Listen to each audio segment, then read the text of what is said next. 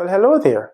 Sion Batson here from Sion Batson Tutoring, and in this video we will be adding, subtracting, and combining like terms. Very important concept for all of my 6th graders, my 7th graders, and even if you are getting ready to take the GED exam, this video is for you. So join me. Now, this exercise is out of my 7th grade math workbook. You can master 7th grade math, next generation learning standards. This workbook, it covers all of the next generation learning standards as well as all of the Common Core learning standards for 7th grade. This workbook is filled with very simple and easy to follow notes, step-by-step examples, guided examples, and more than 1,800 practice problems and answers. Parents love this workbook. Students love this workbook, and the teachers love this workbook because it's a great resource for homework help, for extra practice at home, and it is the ultimate study guide to help your scholars get ready for the 7th grade state exam. So if you have a 7th grader, I would highly recommend that you get them a copy. You can get your copy from Amazon. Now, to the exercise. Now, before I continue, note that this is part 2 of the series. Part 1, I did mostly positive integers. In this video, I will be including now negative integers and negative answers. So if you want to go check out part 1 first, I would recommend you go check out part 1 first and then come back to part 2. Okay? Now, let's go. When we are adding and subtracting terms, the general rule is we can only add and subtract terms that are alike. That's the general rule, the most important rule. We can only add or subtract terms that are alike. Now, before I go on again, let's talk about the lonely variable. The lonely guy, Mr. Lonely. Whenever the variable is by itself, what is missing? The coefficient, which is 1, is always missing. For whatever reason, the 1 is hiding in the shadows. So you have to remember, whenever you see a variable by itself, the coefficient is always 1. And what's the coefficient? It's the numerical value in front of the variable. Or the coefficient is the numerical value that's multiplying the variable, but it's always in front of the variable. Okay? So whenever you see a lonely variable, always remember that there's a 1 in front of it. Also, whenever you see a lonely variable, the exponent as well is also 1. So don't forget that. Anytime you see a lonely variable, let's say we have m. The coefficient will always be 1 and the exponent will always be 1 as well. So far so good? Perfect, my friend. Now, I am going to teach you again 2 very simple steps that will help you master the concept of adding, subtracting, and combining like terms. Here are the steps. Step 1, we will group the like terms if they are not next to each other. Step 2, we will, once we have the like terms grouped, we will add or subtract the coefficients. Very important. When adding and subtracting, we only add or subtract the coefficients. Do not touch the variables or the exponents. Don't forget that, yes? When we are adding or subtracting, we only add or subtract the coefficients or the numerical values in front of the variables. We do not add or subtract the variables. We do not add or subtract the coefficients. Keep that in mind. Now, let's go to our first example here. I'm going to start off with negative 6x plus 4x. So again, this is part 2 now. And remember I said in part 2 we are going to be including more negative terms, okay? So you can go check out part 1 of this series first to get an idea of how to work with the positive terms. Also, if you need to review adding and subtracting integers, go check the video out. Adding and subtracting integers. I did one of that for you as well. Okay, so you can go and review the videos and then come back and join us. Now we have two signs here, and do you remember what happens when the signs are different? We subtract. We're going to subtract 6 and 4. We get 2x. But remember, what happens after we add or subtract? Whether we add or subtract, we always keep the sign that's in front of the bigger number. So since the 6 is bigger, the 6 is bigger, and the sign in front of the 6 is negative, the answer will be negative 2x. Now, quick note. Students, I realize, get confused with this sign in the middle. They think, well, there's an addition sign in the middle, I should add. No. Whenever there are two signs, you have to respect both signs. Okay? You use both signs to tell you what the operation should be. When the signs are different, we will subtract. When the two signs are the same, we will add.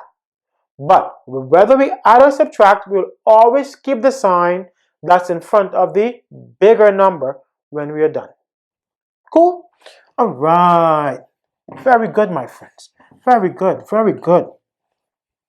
And again, don't hesitate if you need to go back and review. If you need to go back and review how to add and subtract integers, go back, okay? The video is there for you. All right, let's go. Here. Do you see any like terms? Yes. You see them, I see them, we all see them. Negative 20y and this positive 10y. And again, remember, circling the signs that are in front of the terms, because remember in algebra, the signs in front of the terms are attached to the terms. So wherever these terms go, the signs will go as well. Yes? So let's deal with our like terms. We have negative 20y plus 10y. And this will give us what? Negative 10y. Yes? Are we done? No, because we have what? A positive 5 there. So we're left with negative 10y plus 5. Now, can we add these two? No. Why not? They're not alike. This one has a y, this one does not. So the answer is negative 10y plus 5. Get the idea? Perfect, my friends. Now, I'm going to put one on the board, and I want you to try it. Let's get interesting here. I know you guys have been waiting for the opportunity to try one, yeah?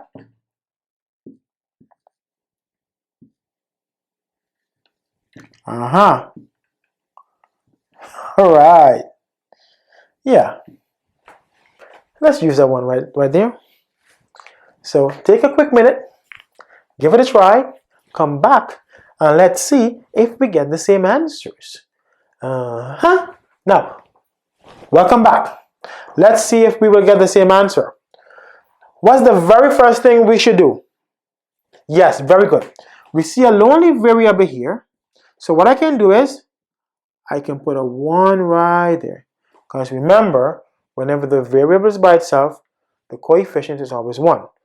Now, do you see any like terms? Very good, me too. Negative 11 and this negative 1m here.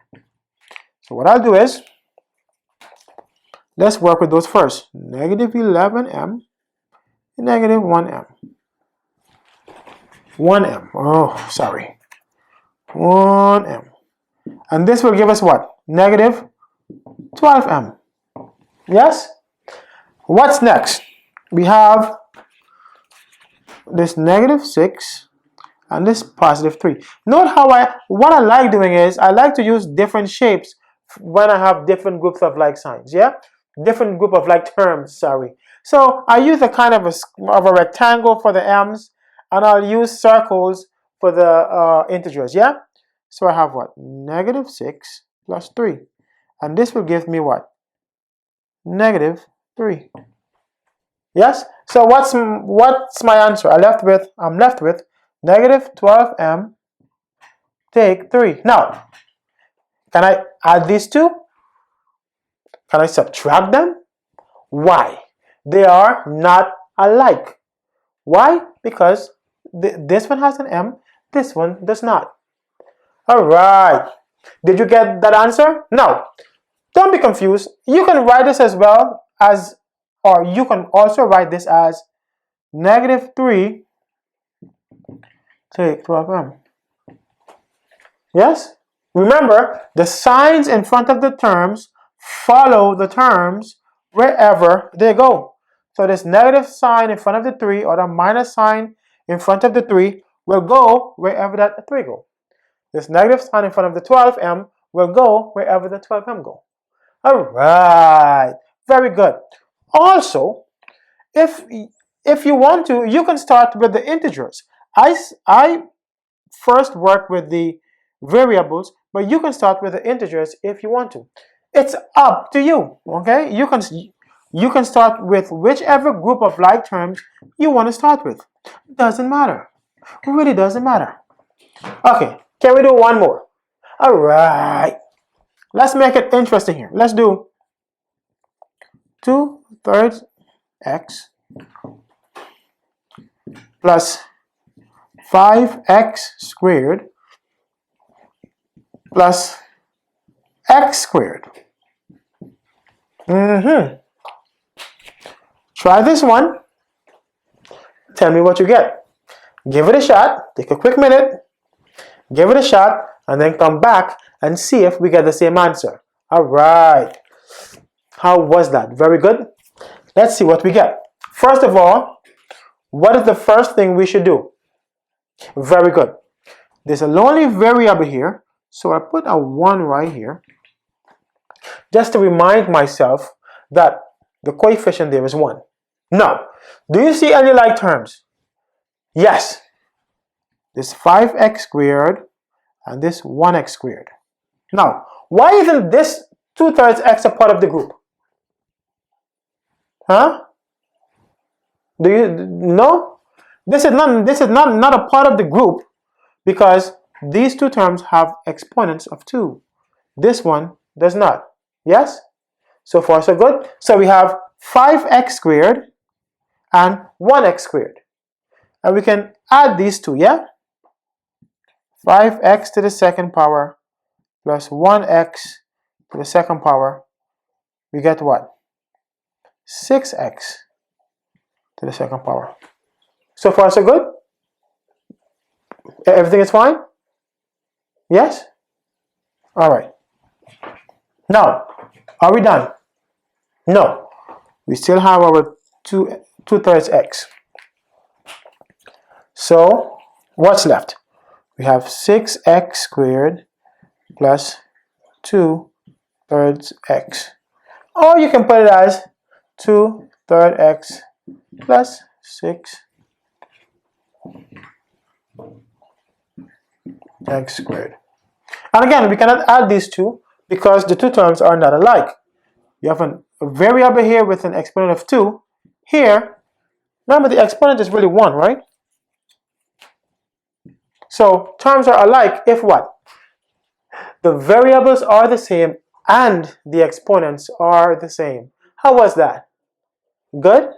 Now, don't forget, this exercise is out of my 7th grade math workbook. You can master 7th grade math, next generation learning standards. The workbook covers both the next generation learning standards and the Common Core learning standards for 7th grade. See, if you want more exercises like these and you want to practice, I would recommend that you get your 7th grader a copy. So again, I hope you enjoy this video and I hope you find it very helpful. Until next time, enjoy your math homework and remember to practice. See you.